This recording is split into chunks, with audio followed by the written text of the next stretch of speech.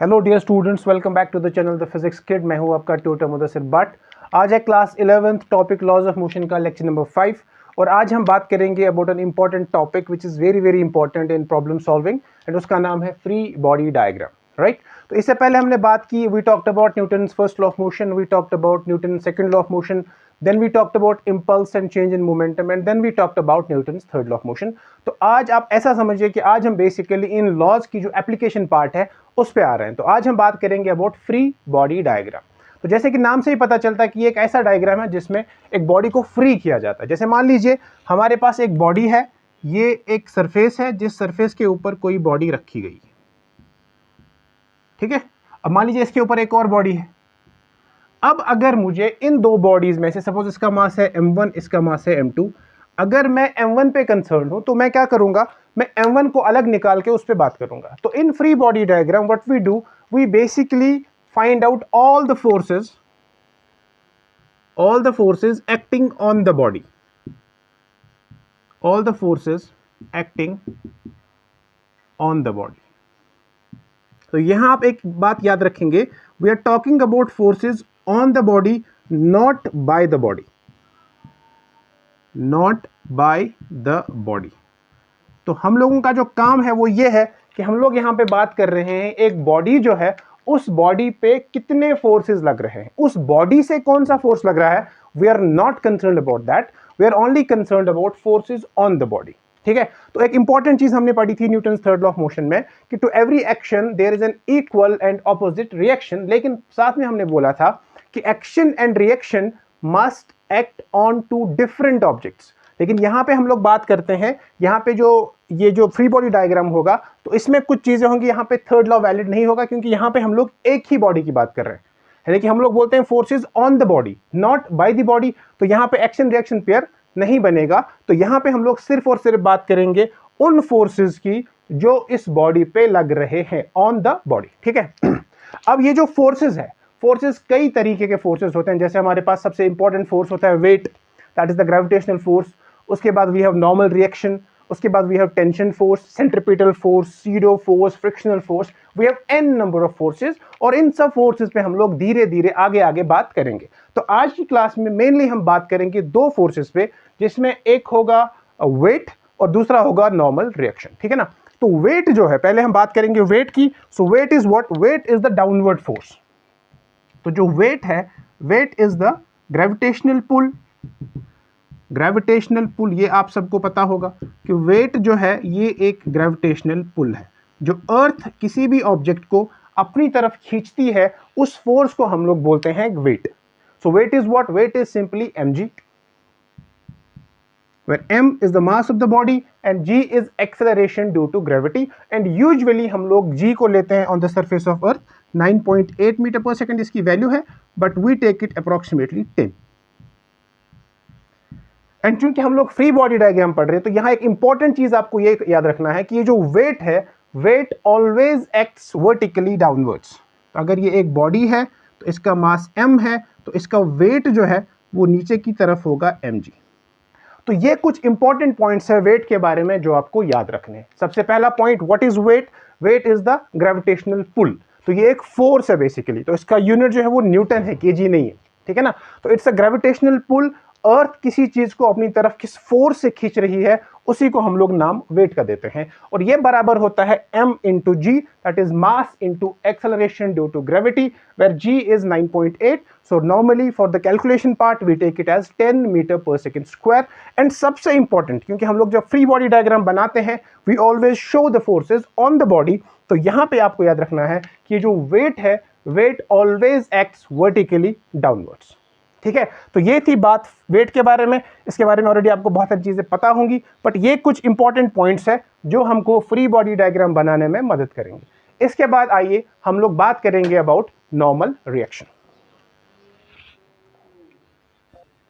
Okay, तो अब हम बात करेंगे एक दूसरे इंपॉर्टेंट फोर्स के लिए जो आज के टॉपिक का मेन सेंट्रल आइडिया है, that is normal reaction. So what is basically a normal reaction. तो जब भी हम किसी स्टेशनरी बॉडी को, when a stationary body is placed on a surface, then that surface exerts a contact force on that body which is perpendicular to the surface and is towards the body। तो मान लीजिए अगर ये board है और मैं इस board को प्रेस कर रहा हूं, I am pressing this board, the moment I press this board the board is pressing me back. ठीक है, तो हम यहां पे एक और चीज बोल सकते हैं कि जो नॉर्मल रिएक्शन है ना, this is a pressing force, this is a pressing force. तो जब हम एक बॉडी को प्रेस कर रहे हैं तो हमें वहां से एक और फोर्स मिलता है, दैट इज यहां पे एक और चीज, दिस फोर्स जो है it is a contact force. तो अगर कॉन्टैक्ट नहीं है तो नॉर्मल रिएक्शन नहीं होगा। तो याद रखिए आप, जब एक बॉडी किसी सरफेस, जैसे यहां पे मैंने एक बॉडी बनाई है जिसका मास m है, and this body rest on this surface. ठीक है, अब यहां पे क्या होगा, ये जो बॉडी है, ये बॉडी इस सरफेस को प्रेस कर रही है। ठीक है, and this body, this surface does not go down, what happens is कि ये सरफेस इस बॉडी के ऊपर कॉन्टैक्ट फोर्स लगा रही है, उस फोर्स को हम बोलते हैं normal reaction, and that force is towards the body. तो जो बॉडी सरफेस को प्रेस कर रही है, सरफेस उसको वापस उतना फोर्स दे रही है उस बॉडी की डायरेक्शन में, एंड उसी को हम लोग बोलते हैं नॉर्मल रिएक्शन। कुछ लोग इसको n से डिनोट करते हैं, कुछ लोग r से डिनोट करते हैं। तो ये आप याद रखेंगे कि नॉर्मल रिएक्शन जो है, normal reaction is always perpendicular to the surface of contact. ये इंपॉर्टेंट है, नॉर्मल रिएक्शन परपेंडिकुलर किसको, perpendicular to the surface of contact. इसका जो एग्जांपल है यहां पे आपको पता चलेगा थोड़ी देर में। तो याद रखना है कि ये जो नॉर्मल रिएक्शन है ये एक ऐसा फोर्स है जो कि एक कॉन्टैक्ट फोर्स है।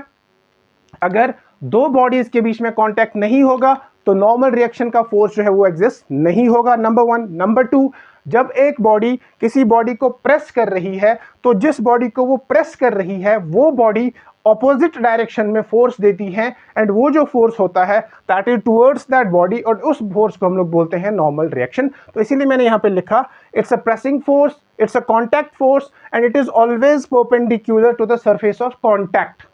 तो इसी को हम बोलते हैं नॉर्मल रिएक्शन। ठीक है, अब यहां पे अगर आप देखेंगे ये जो सरफेस है इसका जो वेट है दैट इज mg नीचे की तरफ। अब चूंकि ये बॉडी रेस्ट पे है तो इसका जो नेट फोर्स है that is 0, Newton second law of motion, F net is equal to mass into acceleration. यहां पे एक्सेलरेशन 0 है तो हमारा जो नेट फोर्स है वो 0 है। तो अगर एफ नेट हमारा 0 है, F net is what, that is n ऊपर की तरफ, ये नीचे की तरफ, ठीक है ना, इज इक्वल टू 0। तो n का जो मैग्नीट्यूड है that is equal to mg। या हम बोलेंगे normal reaction and gravitational force they are equal and opposite. अगर वेक्टर साइन लेंगे तो यहां पे बनेगा n vector plus mg vector equal to 0। तो n vector is equal to gravitational force minus sign. ठीक है जी, लेकिन यहां पे आप एक और चीज याद रखेंगे कि हम इन दोनों फोर्सेस को कैंसिल आउट नहीं कर सकते।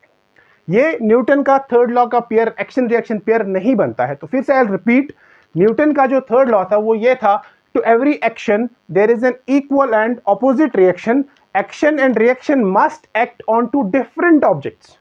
लेकिन यहां पे दोनों जो फोर्सेस है वो तो बॉडी पे लग रहे हैं ना, mg gravitational pull of earth on the body, n normal reaction due to the surface on the body. तो यहां पे दोनों फोर्सेस जो है वो किस पे लग रहे हैं, इस ब्लॉक ऑफ मास m पे लग रहे हैं। तो इसीलिए हम बोलेंगे यहाँ पे एक्शन रिएक्शन पेयर नहीं बनता है, जो कि मैंने थर्ड लॉ में भी समझाया था आप लोगों को। तो ये दोनों एक दूसरे को यूजुअली कैंसिल आउट नहीं करेंगे, बिकॉज यहाँ पे एक्शन रिएक्शन पेयर नहीं बनता है, ये दोनों फोर्सेस एक ही बॉडी के ऊपर होते हैं। ठीक है जी, अब यहाँ पे ये थोड़ा सा और समझते हैं कि ये जो normal perpendicular to the surface of contact है इसको हम कैसे समझ सकते हैं। तो देखिए, इससे पहले मैंने आपको वेट बोला था, तो weight is always vertically downwards. तो ये बॉडी है, तो इस बॉडी का जो वेट होगा वो बिल्कुल नीचे mg। अब चूंकि ये जो बॉडी है, this body is on an inclined plane, ये हमारा इंक्लाइंड प्लेन है जिस प्लेन के ऊपर ये बॉडी जो है वो लाई कर रही है। अब ये बॉडी और ये प्लेन एक दूसरे के कांटेक्ट में यहां पे है, तो यहां पे हम ऐसे नॉर्मल नहीं बनाएंगे। नॉर्मल रिएक्शन जो है it should be perpendicular to the surface. Surface तो ये है ना, तो मतलब नॉर्मल रिएक्शन तो इधर की तरफ आएगा, this is normal reaction. So here it is perpendicular to the surface of contact, ये आपको याद रखना है। तो नॉर्मल रिएक्शन जो है this is perpendicular to the surface of contact, this is important. ठीक है, तो ऐसी हवा में हम लोग नहीं बोल सकते हैं कि कहीं पे भी इसको वर्टिकली डाउनवर्ड करो, क्या करो, नहीं। It has to be perpendicular, but it has to be perpendicular to the surface of contact. तो यहाँ पे सरफेस ऑफ कॉन्टैक्ट ये है, तो यहाँ पे परपेंडिकुलर ये होगा। कल को मान लीजिए सरफेस ऑफ कॉन्टैक्ट ऐसा है तो परपेंडिकुलर ऐसा होगा। It has to be always perpendicular, but perpendicular to the surface of contact. ठीक है, तो इसके बाद अब देखेंगे यहां पे जो है ये एंगल है थीटा, तो ये है 90, तो दिस इज 90 माइनस थीटा, तो ये एंगल जो होगा ये भी क्या होगा, थीटा, तो this will be m g cos theta. तो ये हमारा नॉर्मल रिएक्शन है, तो एम जी कॉस थीटा, तो normal reaction will be equal to m g cos of theta. तो इन दो एग्जांपल से आपको पता चला कि जो नॉर्मल रिएक्शन है, नॉर्मल फोर्स जो है, normal reaction is perpendicular to the surface of contact, not ऐसे परपेंडिकुलर डाउनवर्ड तो नहीं होता है, but it is perpendicular to the surface of contact. अब अगर बॉडी ऐसे है तो then it is perpendicular, right, upwards. And एक और चीज, इट्स अ कॉन्टैक्ट फोर्स, अगर कॉन्टैक्ट नहीं होगा तो नॉर्मल रिएक्शन का फोर्स नहीं होएगा। एंड तीसरी इंपॉर्टेंट बात, इट्स अ कॉन्टैक्ट फोर्स, तो अगर दो बॉडीज के बीच में कॉन्टैक्ट नहीं होगा तब उस केस में हम बोलेंगे कि वहां पे नॉर्मल रिएक्शन नहीं होगा। ठीक है, तो ये दो फोर्सेस थे। Now we'll try to draw some more free body diagrams and we'll try to solve some important questions and examples using these two forces, that is weight and normal reaction. तो आइए questions को शुरू करते हैं।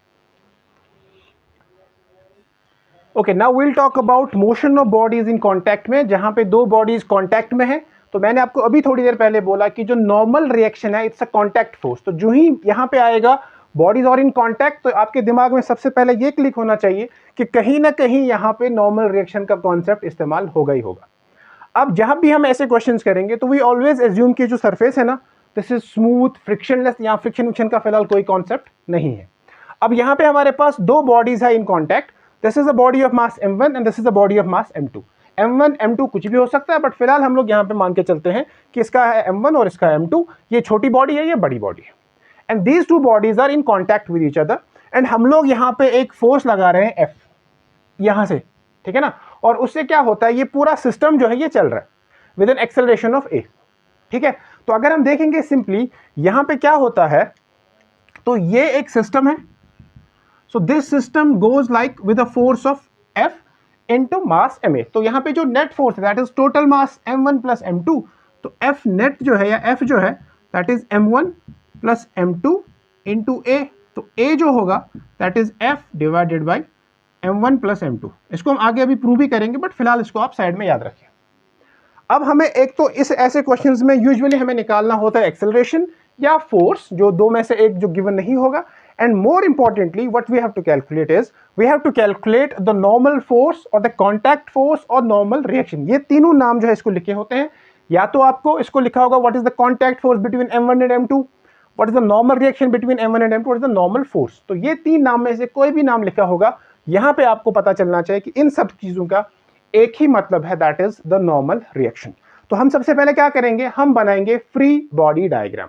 तो free body diagram का मतलब क्या है, फ्री बॉडी डायग्राम का मतलब ये है कि हमें यहां पे जो है कि ये बताना है कि यहां पे चीजें जो है, ये एक बॉडी है जिसका मास है m1। ठीक है, अब चूंकि बॉडी जो है, बॉडी वर्टिकली जो है ऊपर नीचे तो नहीं कर रही है, तो मतलब ऊपर का फोर्स नीचे का फोर्स दोनों बराबर, तो हम इन चीजों पे बहस नहीं करेंगे। तो नीचे भी नॉर्मल रिएक्शन होगा एंड ऊपर भी, नीचे वेट होगा ऊपर होगा नॉर्मल रिएक्शन, एंड वो दोनों एक दूसरे को यहाँ पे बैलेंस कर रहे हैं, क्योंकि यहाँ पे जो मोशन है दैट इज हॉरिजॉन्टल मोशन। तो ये बॉडी ऐसे चल रही है, तो we are concerned about these forces, left right top bottom forces में हमें कोई यहाँ पे इंटरेस्ट नहीं है, क्योंकि यहाँ पे ऊपर नीचे कोई मोशन नहीं होता है। तो मतलब अगर हम बनाएंगे भी तो इसका होगा नीचे की तरफ m1g और ऊपर होगा normal reaction suppose n dash. क्योंकि ऊपर नीचे कोई मोशन नहीं हो रहा है, तो ये दोनों एक दूसरे को बैलेंस कर रहे हैं, बिकॉज एफ नेट इज 0। तो ये कहानी खत्म। अब यहां से क्या हो रहा है, यहां से लग रहा है फोर्स F। ठीक, तो जो ही ये बॉडी m1 प्रेस करेगी m2 को, because F is pushing m1 towards m2, so the moment ये बॉडी, ये मार्कर जो है, जो ही मेरे हाथ को, सपोज मेरा हाथ m2 है, तो जो ही ये मेरे हाथ को टच करेगा, कांटेक्ट में आएगा, so my this hand, left hand will push it back. तो उसी फोर्स को हम बोलते हैं नॉर्मल रिएक्शन। तो यहां पे क्या होगा, नॉर्मल रिएक्शन कुछ इस तरह से होगा। ठीक है जी। अब चूंकि ये सिस्टम जो है, this system is moving with acceleration of this, तो यहां पे क्या होगा, यहां पे होगा F minus n that is equal to m1a। F minus n is equal to m1a। अब क्या होगा, अब यही जो फोर्स है, यही n फोर्स, यही n फोर्स इस चीज को आगे की तरफ धक्का देता है, तो n जो है, n is nothing but m2a, यही तो इसको आगे लेके जा रहा है ना, तो n is equal to m2a। तो अगर ये इक्वेशन 1 है, ये इक्वेशन 2 है, अगर मैं इन दोनों को ऐड करूं तो I will get f minus n plus n equal to m1a plus m2a। तो n और n cancel, so f will be equal to m1 plus m2 into a, m1 plus m2 into a, ये तो एक हो गया। अब अगर आपसे क्वेश्चन में पूछा जाएगा what is the normal reaction, तो normal reaction is nothing but m2a, so m2 as it is, and a का आया था f divided by m1 plus m2। And question जब आप करेंगे तो ये सारे वैल्यूज गिवन होते हैं, तो वहां से आपको it should be easy for you to calculate the value of n as well as a। तो a is the common acceleration of the system, यानी कि a एक वो एक्सेलरेशन है जिससे ये दोनों particles that is m1 and m2 दोनों एक साथ चलेंगे, और वो एक्सेलरेशन होगा f divided by m1 plus m2। And उसके बाद ये जो नॉर्मल कॉन्टैक्ट फोर्स है इन दोनों मासेस के बीच में, m1 और m2 के बीच में, वो होगा बराबर m2 इंटू a, और a है बराबर f divided by m1 plus m2। ठीक है, so before we do a proper example और क्वेश्चन ऑन दिस, हम पहले पढ़ेंगे थ्री बॉडी सिस्टम का। ठीक है ना, तो आइए अब हम बात करते हैं अबाउट थ्री बॉडी सिस्टम मास। चलिए, okay, three bodies in contact. तो अब हम देखेंगे यहां पे अगर तीन बॉडीज कॉन्टैक्ट में है तब क्या होगा, इसके बाद हम लोग एक क्वेश्चन करेंगे। सेम क्वेश्चन जैसे अभी था, अभी दो बॉडीज थी, अब तीन बॉडीज है, तो m1 m2 एंड m3। तो यहां पे क्या होगा, यहां पे दो कॉन्टैक्ट सर्फेसेस है, एक तो ये है और एक ये है। तो लेट्स से इन दोनों के बीच का जो रिएक्शन है दैट इज n1, और इन दोनों के बीच का है दैट इज n2। तो ऐसे क्वेश्चंस में आपको क्या होगा, आपसे वही चीजें पूछी जाएंगी। पहले आपसे पूछा जाएगा एक्सेलरेशन निकाल लो, फिर आपसे पूछा जाएगा या तो n1 निकालो या n2 निकालो या दोनों निकालो। तो सिंपली क्या करना है, हमें ऐसे क्वेश्चन में भी फ्री बॉडी डायग्राम का सहारा लेना पड़ेगा, एंड फ्री बॉडी डायग्राम को यूज करके हम लोग इस क्वेश्चन को सॉल्व करेंगे। फिर से once again I will tell you कि ऊपर नीचे का motion we are not considering, because ऊपर नीचे यहाँ पे कोई मोशन नहीं हो रहा है। तो ऊपर ये बैलेंस है, नीचे ये बैलेंस है, तो ये बस ऐसे जा रहा है। तो सबसे पहली बात यह है कि जो फोर्स होता है that is total mass, that is m1 plus m2 plus m3 into a। तो वहां से हम लोग a को निकाल सकते हैं, but now we will do it with the help of free body diagram. ठीक है जी, तो चलिए, तो ये हो गया हमारा बॉडी ऑफ मास m1। तो इस बॉडी पे यहां से लगने वाला फोर्स है F। अब यहां ये बॉडी प्रेस कर रही है m2 को, तो m2 इसको वापस धक्का दे रहा क्योंकि यहां पे कांटेक्ट सरफेस है, and that force has to be perpendicular to the surface of contact. तो वो फोर्स कुछ इस प्रकार से होगा, एंड ये हम बोलेंगे यहां पे कि ये हो गया हमारा फोर्स n1। ठीक है जी, तो यहां पे इक्वेशन बनेगा F minus n1 equal to m1a, ये हो गया एक। अब ये दूसरी बॉडी है, ये हो गया हमारा m2। अब इस m2 पे क्या हो रहा है, यहां से इसका जो लगने वाला फोर्स है दैट इज n1। अब ये सेकंड बॉडी थर्ड बॉडी को प्रेस कर रही है, तो जो ही ये सेकंड बॉडी थर्ड बॉडी को प्रेस करेगी, तो जब ये कांटेक्ट में आएंगे तो थर्ड वाली बॉडी इसको वापस परपेंडिकुलर फोर्स से धक्का देगी, एंड उसको हमने नाम रखा है n2। तो यहां से आएगा n2। तो जब हम इक्वेशन यूज करेंगे तो will say n1 minus n2 that is equal to m2a। अब जो तीसरी बॉडी है, तीसरी बॉडी पे बस एक ही फोर्स लग रहा है दैट इज n2, और ये मूव कर रही है विद एक्सेलरेशन a, मास है इसका m3। तो विल से n2 is nothing but m3a। तो यह है इक्वेशन 1, ये है इक्वेशन 2 और ये है इक्वेशन 3। अब इन तीनों को जब हम ऐड करेंगे दैट इज 1 प्लस 2 प्लस 3, तो let's see what will get. So will get f minus n1 plus n1 minus n2 plus n2 is equal to m1a plus m2a plus m3a. So this is equal to m1a plus m2a plus m3a. तो m1 plus m2 plus m3 common into a। सो यहां से ये n1 और ये n1 cancel, n2 और n2 cancel. So what we'll get is we'll get f equal to total mass into acceleration, जो कि हमको पहले ही पता था, m1 plus m2 plus m3 equal to a। तो जो एक्सेलरेशन आएगा, common acceleration, that will be f divided by total mass, that is m1 plus m2 plus m3। अब आप यहां पे देखिए, जो n2 है, n2 is m3 into a, so n2 will be m3 into f divided by m1 plus m2 plus m3। तो इस तरह से हम लोग n2 निकाल सकते हैं। फिर यहां पे हम देखेंगे n1 को आप इसमें पुट करो या इसमें पुट करो, आपकी मर्जी। अगर यहां पे देखेंगे तो जो n1 है, n1 is nothing but n2 plus m2a। तो n2 की वैल्यू ये है, तो यहां पे m2 की वैल्यू है, तो लेट्स सी यहां पे क्या होएगा। तो m2 plus m3 into F divided by m1 plus m2 plus m3। तो हम लोगों को जो मिलेगा n1, so n1 will be equal to n2, that is m3 f divided by, I'll put it capital M, total mass, plus m2 into f divided by m। so यहाँ पे क्या होगा, f कॉमन आएगा, तो this is m2 plus m3 into f divided by m1 plus m2 plus m3। तो इस तरह से हम लोग इन क्वेश्चंस को सॉल्व करते हैं। तो ये एक बेसिक सिंपल सा कॉन्सेप्ट है, जिससे हम लोगों की जो कैलकुलेशंस है वो बहुत ही आसान होती है। तो फ्री बॉडी डायग्राम जो है ये बहुत ही इंपॉर्टेंट कॉन्सेप्ट है, जिसको हम लोग 11th में पढ़ते हैं, और इससे हमारे कई सारे क्वेश्चन जो है ना वो बहुत ईजिली सॉल्व होते हैं। तो आज की क्लास में हमने बेसिकली बात की अबाउट दो फोर्सेस की, एक वेट और एक नॉर्मल रिएक्शन। फिर हमने इसी पे जो है कुछ क्वेश्चंस देखे, ठीक है ना। तो ये इंपॉर्टेंट चीज है कि आपको बस ये देखना है कि जो ही सरफेसेस कांटेक्ट में आएंगी तो उसी टाइम पे क्या होगा, नॉर्मल रिएक्शन आएगा। क्योंकि नॉर्मल रिएक्शन जो it's a contact force, it's a pressing force and it is always perpendicular to the surface of contact. ये कुछ इंपॉर्टेंट पॉइंट्स है अबाउट नॉर्मल रिएक्शन, और यही सारी चीजें हमने देखी जब हमने कैलकुलेट किया। तो जो मैंने आपसे बोला पहले कि इसमें अगर आपसे क्वेश्चन पूछा भी जाएगा तो क्वेश्चन होता है इधर you have to find the common acceleration और you have to find the contact forces between the surfaces, ठीक है। तो आइए इस टॉपिक को खत्म करते हैं with one important and beautiful question. तो चलिए उस क्वेश्चन को शुरू करते हैं। ओके, तो ये एक इंपॉर्टेंट क्वेश्चन है, इस क्वेश्चन को समझते हैं और फिर इसको सॉल्व करते हैं। यही क्वेश्चन से आपका जो पूरा कॉन्सेप्ट है जो हमने आज की क्लास में पढ़ा है वो आपका इंशाल्लाह रिवाइज हो जाएगा, ठीक है। तो देखिए क्वेश्चन हमको ये बताता है कि there are 3 blocks of mass is 1 kg, 1.5 kg and 2 kg।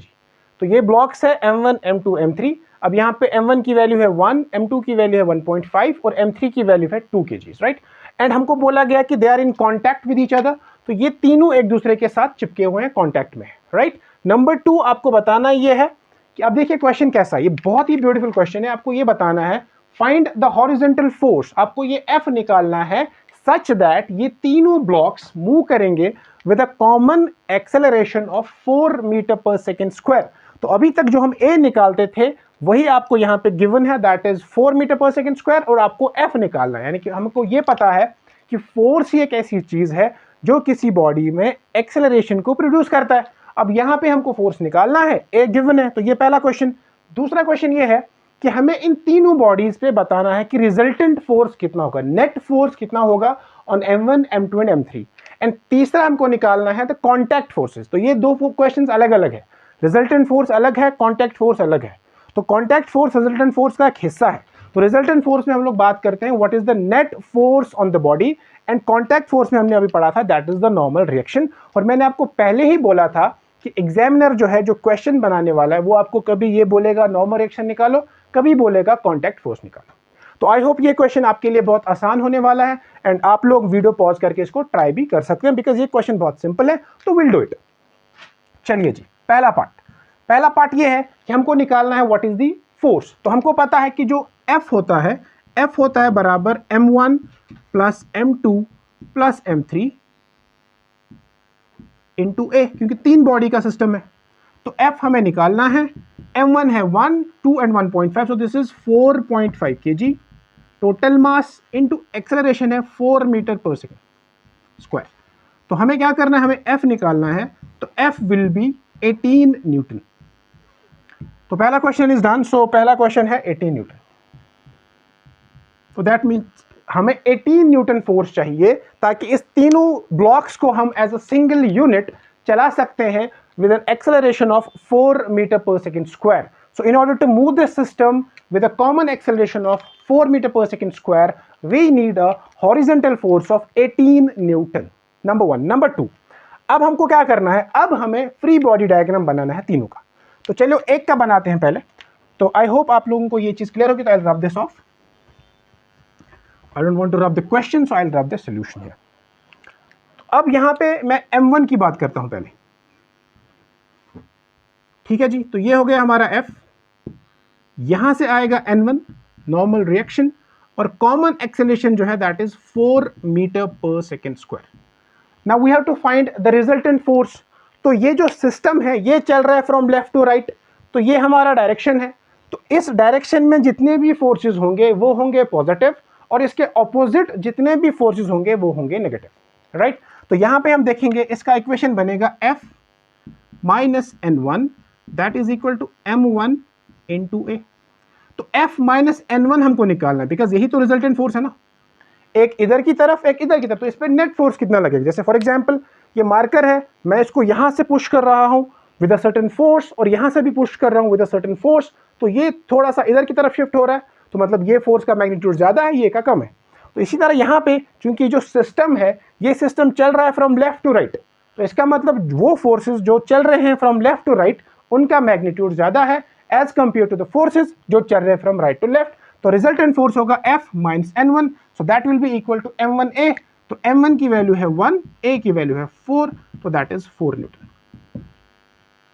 तो एक का तो हो गया. अब यहां पे हमको देखना है इस बॉडी पे. तो इस बॉडी पे क्या लग रहा है, ये है ब्लॉक 2 जिसका मास है 1.5. यहां से लग रहा है इस पे N1, और यहां से लग रहा है इस पे N2. तो यहां पे क्या होगा, यहां पे होगा N1 minus N2 equal to 1.5 into 4, so that is equal to 6 newton. तो इस बॉडी पे जो रिजल्टेंट फोर्स है, जो लगने वाला फोर्स है, नेट फोर्स है, that is 6 Newton. That is 1.5 पे इधर का N1 इधर का N2, क्योंकि चल तो इधर रही है ना. तो this force minus this force that is equal to N1 minus N2 that is equal to 6.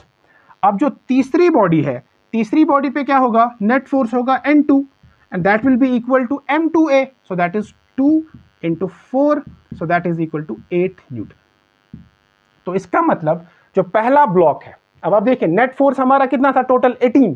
अब इस 18 फोर्स में चूंकि एक्सेलरेशन सेम है लेकिन मासेस अलग अलग है, एंड फोर्स होता है मास इनटू एक्सेलरेशन. तो जिस ब्लॉक का मास कम उसका एक्सेलरेशन ज्यादा होगा, जिसका मास ज्यादा उसका एक्सेलरेशन कम होगा. ठीक है.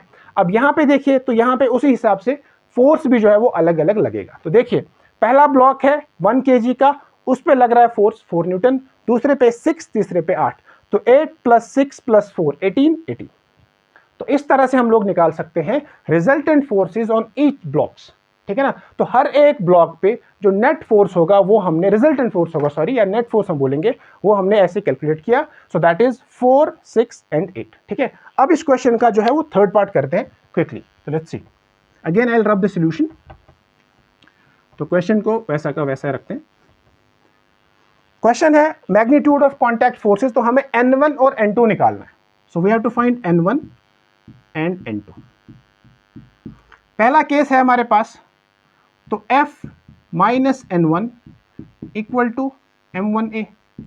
तो F हमारे पास 18 आ गया था माइनस N1, और M1 आया था हमारे पास 1 इंटू 4.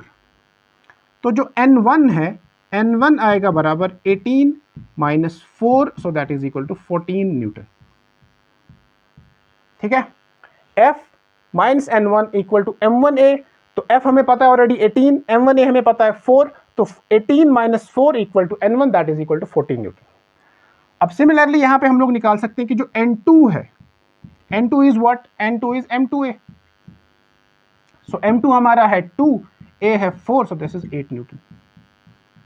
अब इसको निकालने का एक और तरीका भी था हमारे पास, that was N1 minus N2 equal to M2A. Sorry, this is M3. N1 हमने निकाला था 14 minus N2 equal to, M2 की वैल्यू है 1.5 into 4, so this is 14 minus N2 equal to 6. तो N2 आएगा यहां से 14 -6, so that is equal to 8 newton. तो आप चाहे इसको ऐसे सॉल्व करो या आप चाहे इसको ऐसे सॉल्व करो, दोनों केसेस में हमारा जो आंसर है वो सेम आएगा। तो ये थे इस क्वेश्चन के 3 पार्ट्स जिनको हमने सॉल्व किया, एंड आई होप इस 3 पार्ट से आपको ये पूरा कॉन्सेप्ट जो है वो समझ में आ गया होगा। इंशाल्लाह in the next video will talk about tension in string, and tension जो है वो एक इंपॉर्टेंट फोर्स है। अगली वाली क्लास इंशाल्लाह टेंशन पे होगी। तब तक आप लोग पढ़ते रहिए, अपना ख्याल रखिए। अल्लाह हाफ़िज़।